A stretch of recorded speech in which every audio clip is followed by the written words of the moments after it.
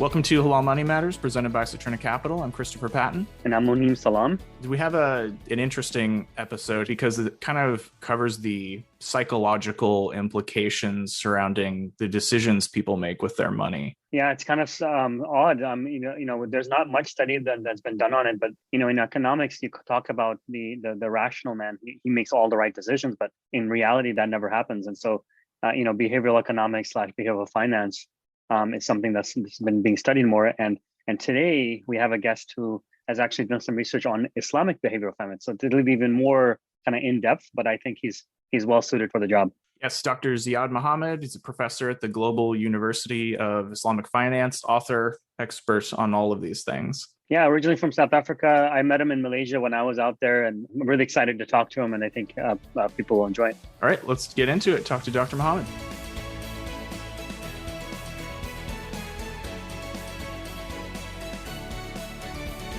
Oh, I dropped my pencil. Great start.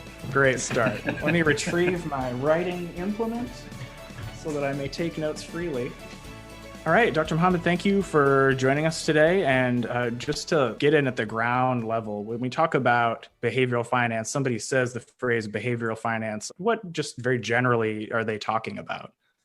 Thank you very much for having me. Yes, behavioral finance, generally made up of those two important words, behavior and finance, really seek to kind of synergize two concepts, two theories together.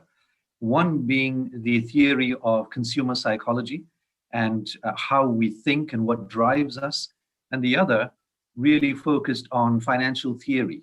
What are the underlying market theories, investment theories that can define or allow us to define the market, the stock market? I could go a little bit more in depth on this issue and just say that it's typically the study of investor behavior. When we put it together, behavioral finance is typically the study of investor behavior and what decisions one makes to optimize one's investments. Some say, interestingly, it's the study of the war between the brain and the heart in investment decisions. It's the rational mind instructing towards safety and caution, and then the emotional desire that's driving us through our cultural norms, our past histories, our families, peer pressure, and even our emotional construct.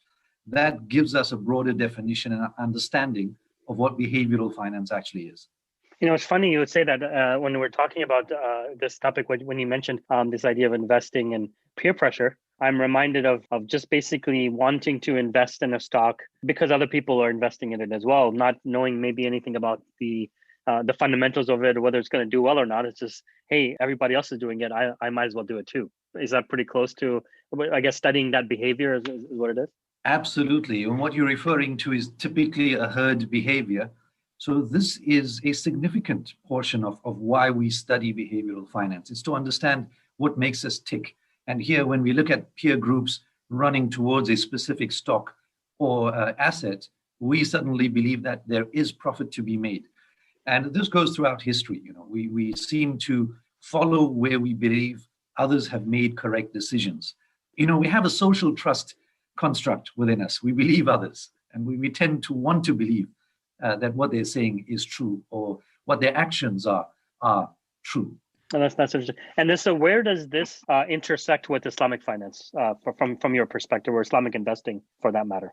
Islamic investing has some peculiar characteristics, unique characteristics. So although, first of all, at the end of the day, we all are susceptible to the same biases. And because we're susceptible to those biases, we need to have some sort of barriers or constructs in the manner in which we consider our investment decisions. From an Islamic perspective, there are additional tools that we can use to manage that behavior. But if you ask whether Islamic finance does things differently from a behavioral perspective, then theoretically it's true. But then practically, because of peer influence, cultural influence, and the environment, the context that we are in, we tend to follow those norms. So you'd see a different behavior in a Muslim majority country as opposed to a behavior, in a secular country where you are seeing investment decisions being made in different forms by different people with different biases and backgrounds. So in that particular case, then let's talk about that. From you mentioned something about Muslim majority versus a minority, and what comes to mind is that I think there's basically the two oldest funds that are available for investing Islamically. For example, one of them was started in Malaysia, right? Obviously, Muslim country, but the second one was actually started in the U.S. and which is a non-Muslim country. And so, do you think that some kind of behavioral finance has to do with why those two countries were picked for that, or was that fairly random? That's an important perspective. So, first of all, when we talk about Muslim majority countries and investment decisions, we must separate between the markets providing supply of investment solutions and then the market seeking investment solutions. So there's a demand and supply scenario here. So in a Muslim majority country, so let's take, for example, Pakistan or Saudi Arabia, here investment biases and decisions are affected by cultural norms. So for example, you will find anomalies around calendar events like Ramadan. Investment behavior will be slightly different to out of Ramadan behavior. And there are other religious experiences throughout the year that impact investment decisions. So this is purely from a demand perspective. Now, if you look at the supply side, you have Malaysia and the US. There are many factors that have driven the development of such funds. Beyond, of course, there has to be that demand, there has to be that pull, but the push factor is quite prevalent. And that's because, firstly, from a Malaysian perspective, you have particular factors. The market is fairly sophisticated when it comes to regulation. There is a clear understanding that Islamic finance must be as competitive as conventional. And there should be no barriers in restricting Islamic finance. In fact, there should be incentives in developing Islamic finance. So the mindset and the culture in Malaysia is very much Islamic finance first in many institutions. So it's understandable why you would see the birth of investment funds or Islamic investments funds coming out of Malaysia. Naturally, you also have to look at the GDP. So income levels are very important. The level of conservatism and practice of Islam in a country will also be relevant. So Malaysia is easily explained, but the US would require a little bit more insight. And perhaps from a US perspective, and I'm from South Africa, and we've had this experience in South Africa, and you can see whether that relates to the US. In South Africa, we are 2% of the population. Muslims represent 2% of the entire population. But that 2% has at least 10 Islamic funds, Sharia compliant funds. It has 4 to 5 Islamic financial institutions. It has an Islamic pension fund, and we have lobbied government to ensure we have a Sharia compliant fund. So what gives rise to that is a theory of survival. So you're looking at a very small minority. It's a minority of a minority. And in order to survive, you need to be economically viable and economically strong. In order to do that, you need to ensure that you integrate what you believe with how you intend to make profits. And you cannot have them mutually exclusive. So you have to bring them together. How do you bring them together? Well, that is when you become academic, you become professional, you actually push that Islamic investment technique. In the case of the US, you look for that solution, or if you don't have it, you actually construct the solution. So that makes sense from a behavioral perspective. As a minority, you want to survive, you want to be economically strong, and therefore you begin to construct around you structures, solutions that will allow you to thrive.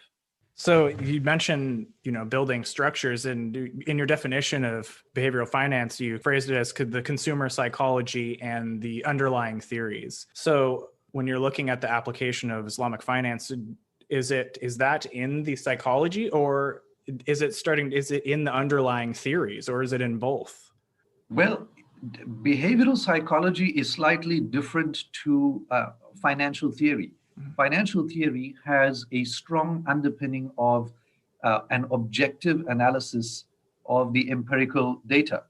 behavioral psychology is continuously evolving. I mean, not that financial theory is not, but behavioral psychology is continuously evolving as different norms change. We have a scenario of 2020, now 2021 COVID.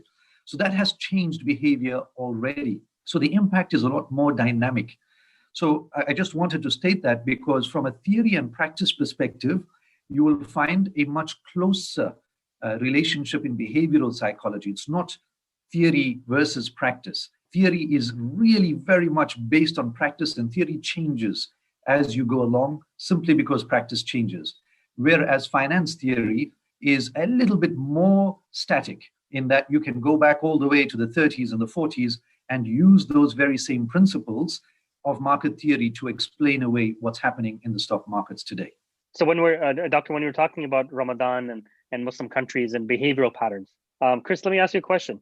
In a month where Muslims are mostly fasting the entire day from sunrise to sunset, what do you typically think would happen to food prices? I would assume they would go down because there's a decreased demand. That's right. However, you find in majority Muslim countries that food prices go up. And the reason is because the demand for food actually increases in Muslim countries. It's because of the amount. I mean, maybe, Doctor, you can explain this a little bit more why that happens, but I think that does have something to do with behavior versus the theory of what you clearly from a financial perspective would say demand goes down, and so the price should come down. But really, that's the opposite happens. Yes, the opposite happens.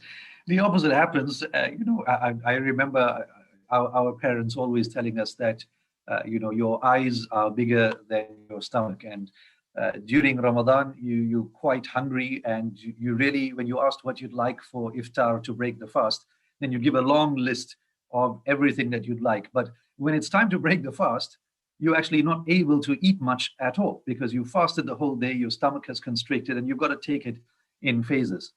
So usually what happens is, firstly, you have that behavior. So that behavior where you feel you need more, but at the end of the day, you actually consume less.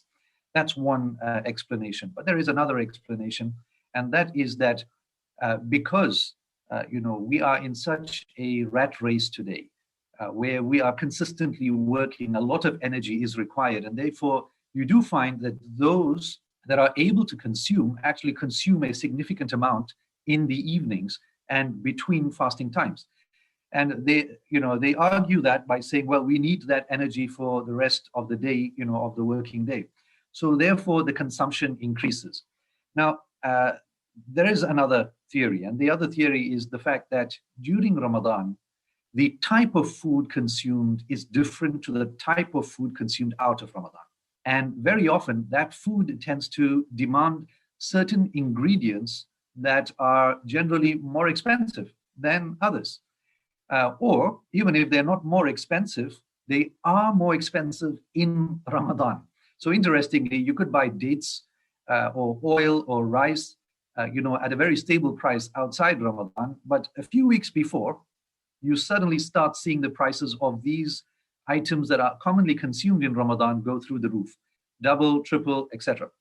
So now there's a lot of increased expenditure in Ramadan, even though the overall objective of Ramadan was to curb desire, was to manage, our own behaviors and become more, attentive. We tend to do the opposite. But there are so many factors at play that drive this type of behavior.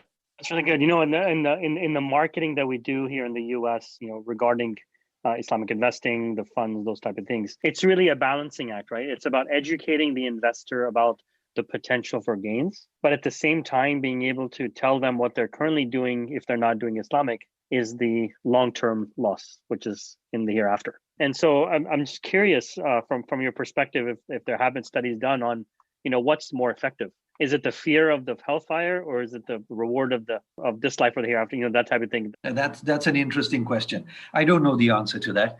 There haven't been much studies done on whether the fear is a bigger factor than the enticement of gain. However, I can say that whether that is a correct approach of that investor or not is not what we are debating here. What we're saying is this is his nature. And it reminds me of a student that once completed a master's degree under me, and then he worked in a bank as a Sharia advisor. very excited. He comes to me with a brochure that he actually printed. And he said, I want the bank to pass out this brochure. Please open it up, Prof. And I opened it up, and it had the picture of fire, literally fire, right across from end to end. And I said, okay, what's your objective here? He says, if we involved in riba, naturally we are heading for hellfire. I want every single customer to know this. Do you think he'd get any customers that way? Of course, unlikely. He'd drive everyone away. So is hellfire, and we're very careful on what we're saying here, but is hellfire effective? It may not be the ultimate influence, because the behavior pattern is such that, well, yes, I am aware that there is hellfire, and ultimately, I hope for paradise because I live in a status of hope and I don't live in a status of fear. And because of that, I know that my Creator is going to cast me over to heaven and paradise. So if you're going to talk about hell, then you're just a doomsday kind of warner, and I'm not ready to listen to you.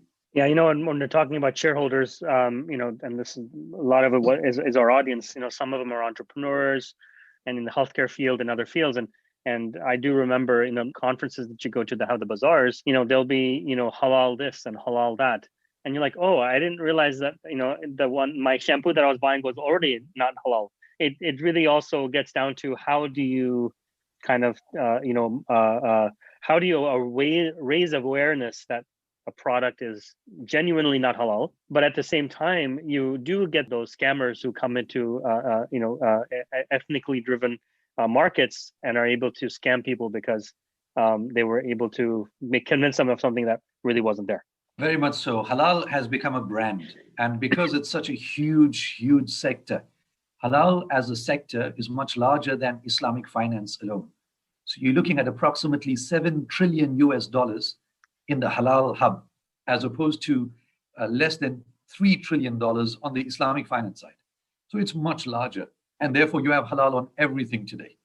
Now, there may be merit in, of course, halal certification on foods and certain types of products, but there is an excessive approach where toothpicks have halal certification and spring water has halal certification. And I've seen that with my own eyes.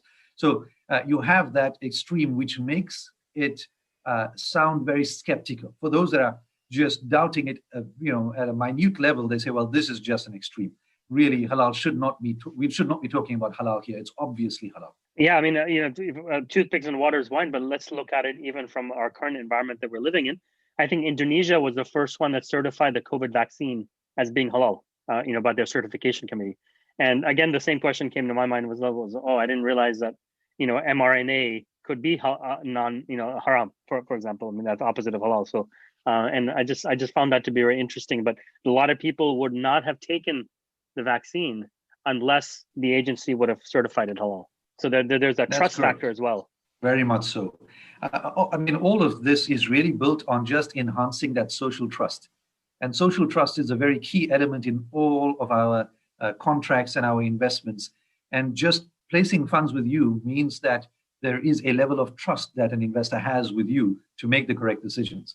So that trust will now be extended towards saying, well, you're not just making investment decisions on my behalf, but you are ensuring that those decisions are Sharia compliant.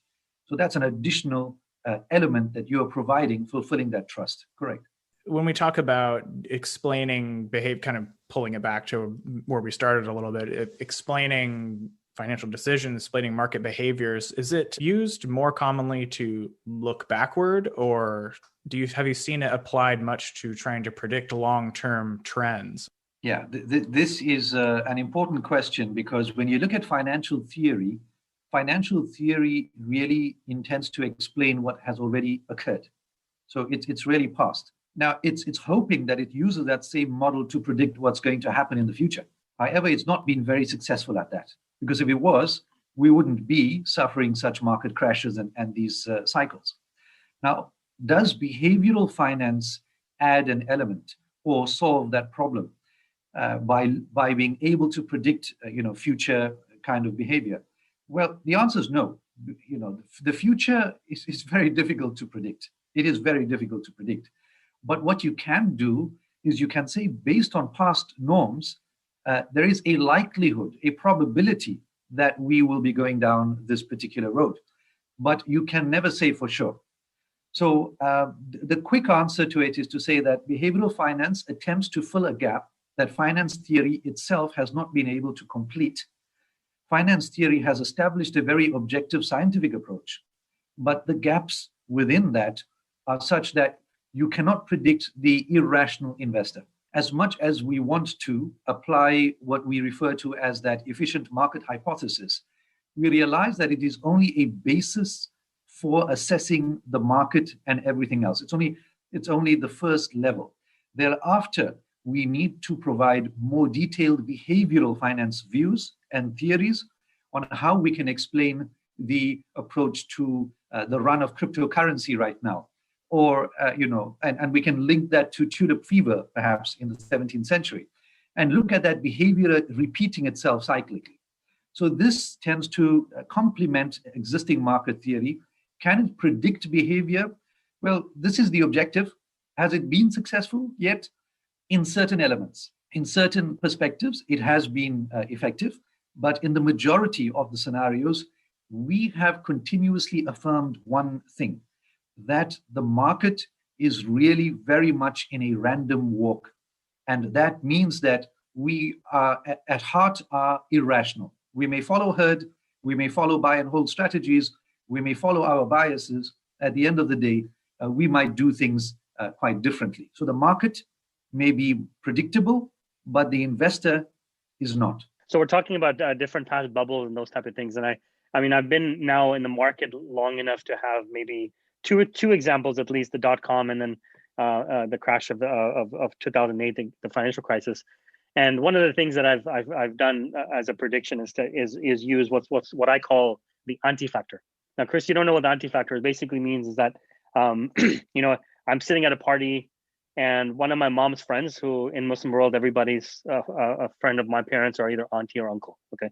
So they come up to me and say, they tell me, son, I've started to invest in .com and that's the only way to make money. And I think you should do that too. So I've seen that in the .com area. I've seen that in real estate in 2007.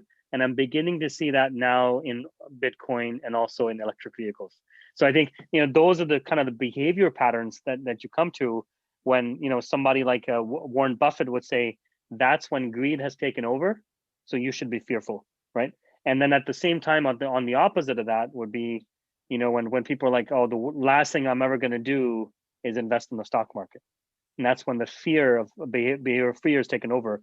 And that's when Warren Buffett would tell you that's the best time to be able to get involved in the market. So, a lot of our shareholders are business owners. What would you say to a business owner when it comes to their own businesses, whatever they're trying to sell, and how to be able to apply Islamic behavioral finance from their own business? Islamic behavioral finance is really aligned to how we operate in our own businesses, very much so.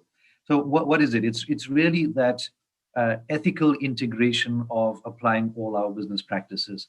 As you know, and I'm sure the business owners know as well, that the second Caliph Umar radiallahu anhu would prohibit anyone from entering the marketplace unless and until they knew the rules very well.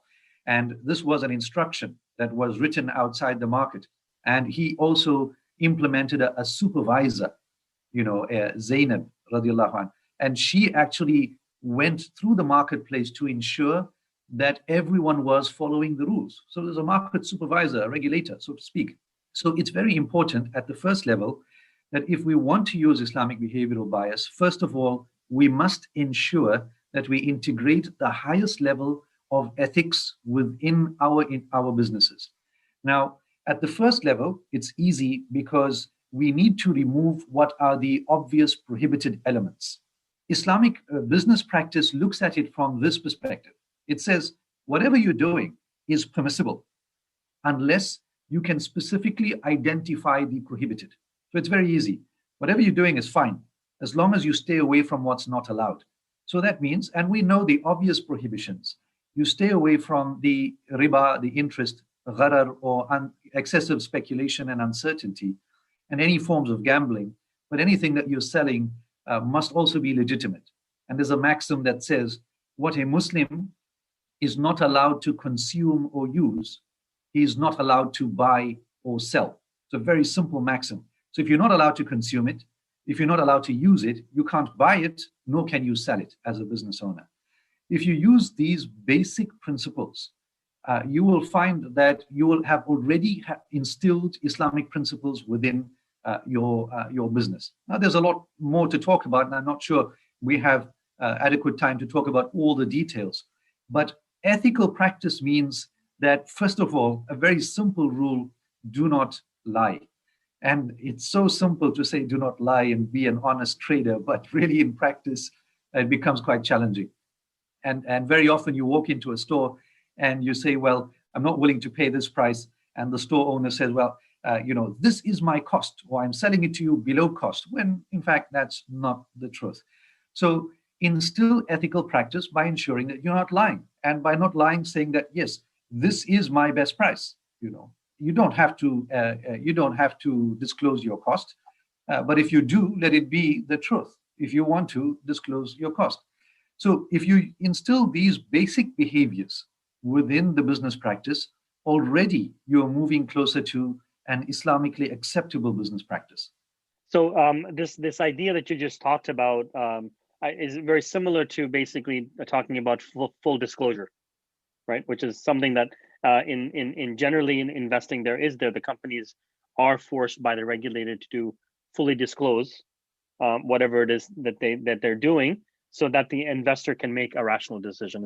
Is that the fully disclosure you're talking about there? So it's a slightly different scenario. Remember, a businessman does not have to provide full disclosure. But now, what does that mean? Full disclosure meaning that his business secrets remain his own, where he acquired the products from remains his own, but what the ingredients of the products are, how he is selling that is what must be transparent. He, again, does not have to disclose his cost at any level, at any stage. So full disclosure that is required from an investment company is slightly different to a business, because that will maintain what the business owner is using as his advantage to earn a profit and remain competitive. From an investment perspective, there is a fiduciary responsibility. There is a responsibility of trust and governance, and their full disclosure is required because there is a management of other people's money. In a business, you're selling a product, and the product that you sell must be exactly the product that you have disclosed. So this is the slight difference between investment disclosure and business disclosure. Yeah, thank you for that. One of my last questions that I have is really talking about, you've spent mashallah a lot of time in this field, but if there was a novice like myself who wanted to learn a little bit more about Islamic behavioral finance, what resources are out there that you would turn us to read up more about it? There isn't much available, unfortunately. However, behavioral finance from the Islamic perspective can be understood by looking at, in fact, the practices of, the pious predecessors, the scholars. An excellent book, although it may be regarded as a more traditional book, is really Imam al-Ghazali. His magnum opus, it's called Revival of the Religious Sciences.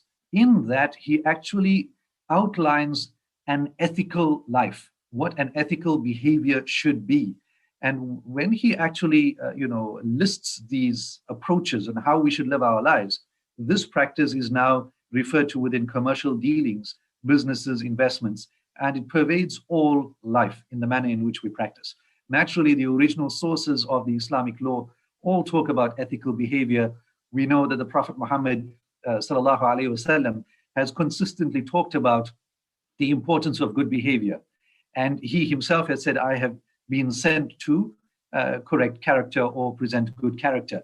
So this is a crucial aspect. So to find resources on behavior is actually to find resources on what Islam expects from a Muslim in his behavior. The only place I want to go that we haven't gone yet is kind of looking at the future of the field. And, we've seen data harvesting, and do we think the field of behavioral finance will benefit from more and more data all the time?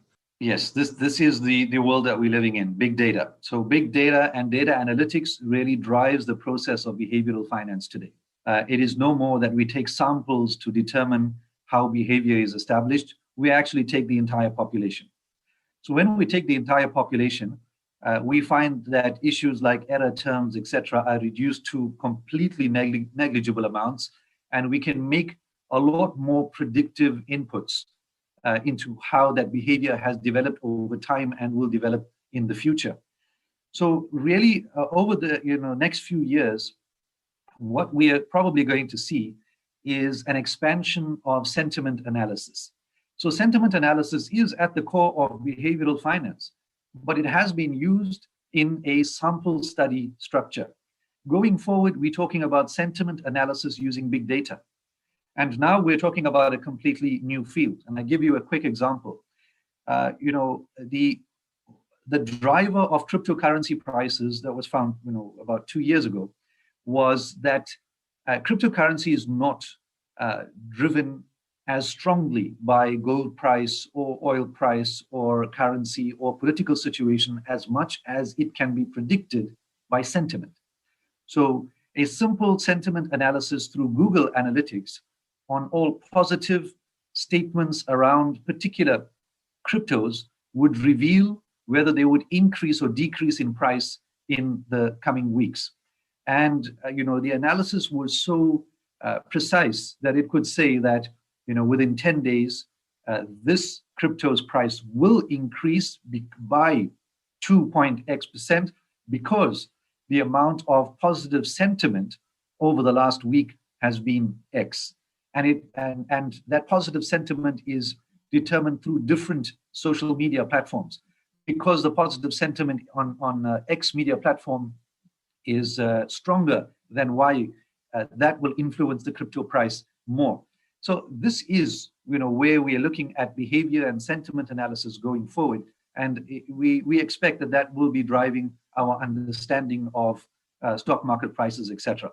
But we must understand that there is one major variable. And although we will be able to understand sentiment analysis a lot better and understand behavior a lot better, one major variable here is the fact that AI, as much as it is giving us answers on one side, it is also making investment decisions on the other. So that AI is predicting the behavior as well. So it influences stock price and ultimately perhaps will create a balance. It will fill the gap. So although we feel we may benefit in the short term on predictive behavior through our sentiment analysis, we find that gap is filled very quickly because an AI decided to move funds already into that a lot quicker than we could have actually predicted. So AI may be stabilizing the market and creating an efficient market going forward. So this is what we think would, it's rather a personal opinion. This is what I think would probably happen within the next 3 to 4 years at the very least. So very interesting. You're basically saying that the AI would be providing that equilibrium that doesn't exist currently. It's a fascinating thought. So we got our next episode topic right there. Thank you. Yeah, I just have one thing to state with regards to behavior and what could influence behavior. So maybe a very quick tool that investors, business owners, shareholders can use to determine whether they should invest or how to invest or looking at the overall market as a whole and investment biases. Now, I've been thinking about what would be the most influential tool from the Islamic perspective, and is it looking for riba, or is it looking for a gambling instrument or an impermissible product? That does not seem to be as strong as the tool I'm going to suggest now, and that tool is gharar. So we believe that gharar, or uncertainty, is the most powerful tool in managing investment decision making going forward. So if we understand that in a minute or two, what we are saying is that although it's one single word, gharar, which is even difficult to pronounce, its meaning can be rolled out into uncertainty, speculation, ambiguity in transactions, ignorance and information asymmetry, and deception. So when you look at that holistically, what you're saying is, whenever there is excessive speculation, you want to stay away from it. Whenever there is a high level of volatility, you want to stay away from it. You want to exercise caution. Whenever you have inadequate information and have not conducted sufficient fundamental analysis, you want to stay away from it. When you feel that there is a stock that is actually misrepresenting what it's selling and the manner in which it intends to develop or progress over the next few years, stay away from it. So if you use this principle of gharar as a tool to drive your own behavior in making investment decisions, it should be adequate for the most part of good, positive investment behavior from an Islamic perspective.